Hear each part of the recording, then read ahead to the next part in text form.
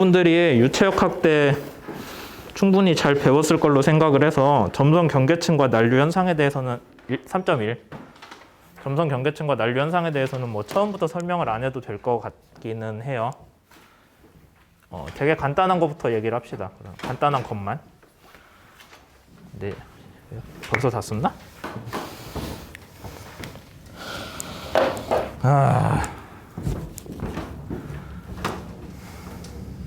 훨씬 낫네요.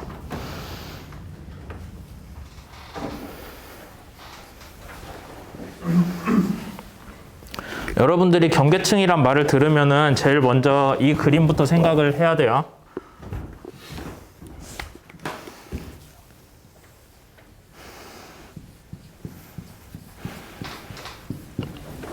유체 때 봤죠? 네, 안 봐지는 않았을 것 같은데. 네, 요거 화살표는 뭐를 뜻해요? 속도. 그럼 어떤 방향 속도예요? X 방향 속도. 그럼 우리가 U라고 해서 뭐에 따라 변해요? Y에 따라 변한다고 했죠. X에 따라서는 안 변해요? 아니야. X에 따라 안 변한다고 가정을 했던 거는 앞에 조건이 붙어요. 완전히 발달된.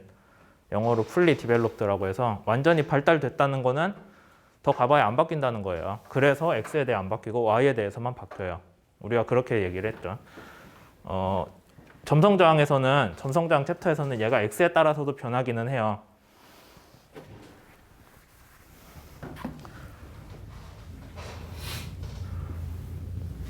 네, 이런 식으로 나오죠.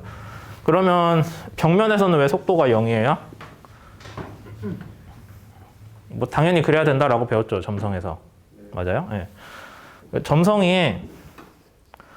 유체의 점성이 갖는 제일 큰 의미는 속도가 연속으로 변한다는 거예요. 시간에서는 당연히 그렇겠고 공간상으로도 속도가 연속으로 변해야 돼요. 연속이고 미분 가능까지 얘기합시다. 미분 가능인가? 미분 가능도 들어간 것 같아. 속도가 연속이고 미분 가능하게끔 해주는 성질이 점성이라고 이해하시면 돼요. 그럼 이상유체에서는 왜 그게 이상유체에서는 그럼 어떤 일이 벌어져요? 걔도 어느 정도는 연속이고 미분 가능하긴 하거든요. 왜냐하면 지배 방정식이 미분 방정식이잖아요. 뭐 속도 포텐셜에 대한 라플라스 식이라거나 걔네가 근본적으로 미분 가능하긴 한데 우리가 그럼에도 불구하고 거기다가 비선형적인 아니면 불연속적인 거를 억지로 집어넣어도 식이 풀려요. 대표적인 게 여기 구주의 유동 여러분들이 이상유체로 해석하면 어떻게 돼요? 뭐 여기 정체점 있는 거는 그렇다고 치고 여기 벽면에서 속도 딱 2배 나오잖아요. 근데 실제로 그렇게 돼요? 왜 안 돼요? 벽면 속도가 0이잖아요. 벽면 자체가 벽면에 붙어있는 유체는 신경 쓰지 않았는데 벽면 자체는 속도가 0이잖아요.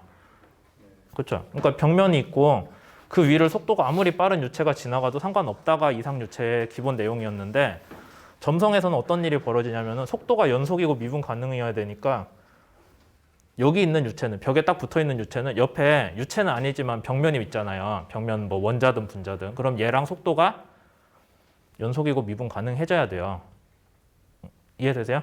그러니까 이상유체에서는 벽이 있던 뭐 너는 너 나는 나하고 같는데 점성유체에서는 얘가 벽면이 멈춰 있으면 거기에 붙어야 돼요. 그래서 벽면에서도 속도가 연속이어야 되고 미분 가능해져야 되겠죠. 이게 달라지더라도 재료가 달라지더라도 그걸 따라가야 된다라는 것 때문에 벽면에서 속도가 0이 되어줘야 돼요. 벽면에 정말 정확히 얘기하자면 벽면에 정말 가까운 벽면 바로 옆에 있는 유체의 속도는 0이 되고 그 옆에서 차근차근 속도가 올라가야 된다라는 게 우리가 얘기하는 점성 유체의 기본 내용이고 그럼 만약에 유체가 우리는 액체 같은 걸 다루지만 기체인데 되게 희박해요. 거의 진공에 가까우면 벽면이랑 분자가 꼭 붙어 있을 필요 없죠. 너무 희박하면은 그러면 저기 거의 뭐 우주 쪽 올라갈 정도면은 거기서는 노슬립 컨디션이 적용이 안 돼도 돼요. 왜냐하면은 내가 가고 있는데 벽면이 너무 멀어요. 그럼 얘랑 나랑 뭐 점성 갖고 붙을 이유가 없잖아요. 그런 수준이 아니라면은 항상 속도가 연속으로 변해야 된다라는 거. 재료가 달라지더라도. 그렇게 생각을 해주시면 돼서 여기 속도는 항상 0이다.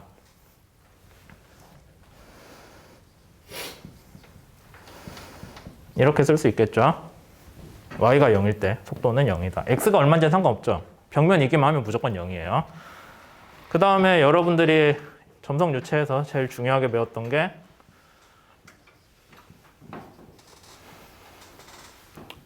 그냥 타우라고 쓰면은 전다 능력이고 이렇게 정의가 될 거예요. 그렇죠? 근데 여기에 W를 쓰면 뭐가 돼요? 벽면에서의 전다 능력이 돼요. 벽면에서 전다 능력은 y가 0일 때만 되는 거죠. y가 0이 아니면 벽면이 아니잖아요. 그러니까 여기를 보면은 이제 여러분들이 여기에서 기울기예요. 그렇죠? 이 항이 여기에 기울기를 뜻하잖아요. 벽면에서의 기울기. 위로 갈수록 기울기는 커진다고 해야 되나? 그럼 기울기는 0에 가까워지는 거죠. y 방향으로 갈 때니까. 이 방향으로 갈 때 기울기가 아니라 이 방향으로 갈 때 기울기잖아요. 그러니까 이 방향으로 갈 때 기울기가 0에 가까워지죠. y가 커질수록.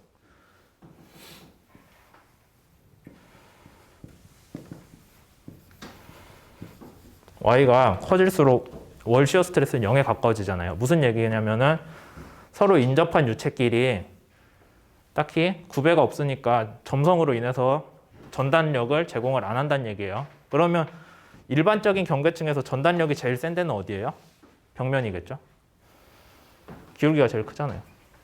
기울기가 제일 크니까 벽면이 전단력이 제일 세고, 그럼 우리가 이제 뭐를 구하면 되냐면은 배 벽면 전체에 대해서 벽면에서 전단 능력을 적분을 해주면은 걔가 어느 방향 힘이에요? 얘는 이 방향 힘이잖아요. 걔를 다 적분을 해주면은 뭔지는 모르겠지만은 마찰로 인한 저항이 나오겠죠. 그렇죠?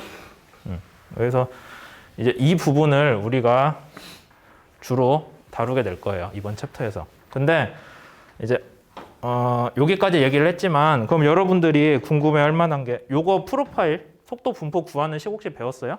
유체 때? 배우긴 했을 건데 아마 그게 막 이상한 미분 방정식이고 걔를 풀면은 여러분들이 아는 방법으로 안 풀리고 그냥 이런 식을 풀면은 이게 나온다. 아마 그렇게 얘기하고 넘어갔을 거예요. 그래서 들어도 기억이 안 날 것 같은데. 아니에요? 다 풀었어요? 점성까지 들어가면 2차 미분 방정식이고 뭐하고요? 좀 복잡해서 아마 아닌가? 이거 말고 얘는 배웠죠? 관류 유동 안에서 이거. 뭐 나와요? 포물선 나오잖아요. 근데 이런 식으로 한 거는 y가 무한대로 갈 때 얘도 0이다 해가지고 아마 뭐지? 가우시안 에러 펑션인가? 뭐 그걸로 말만 하고 넘어가지 않았어요?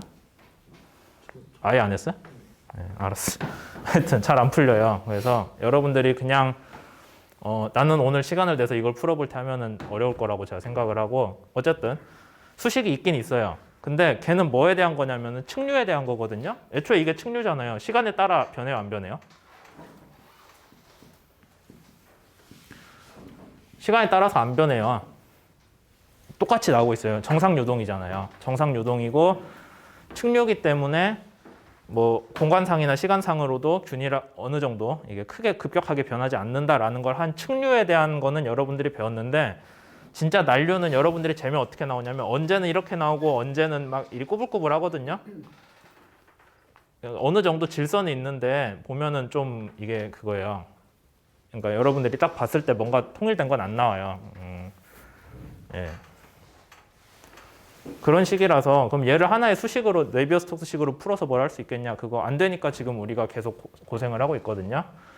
그래서 이런 식으로 나오고 있을 때는 이거 월 시어 스트레스가 있기는 있을 텐데 없진 않겠죠. 당연히 유동이니까 월 시어 스트레스가 있긴 한데 벽면 전다 능력이 있긴 한데 걔가 막 시간에 따라 바뀌고 뭘 어쩌고 저쩌고 하니까 이거를 우리가 가만히 시간 내 가지고 구할 수는 없다라는 게 결론이었어요. 그럼 옛날 사람들이 어떻게 했냐면은 큰 판을 놓고요.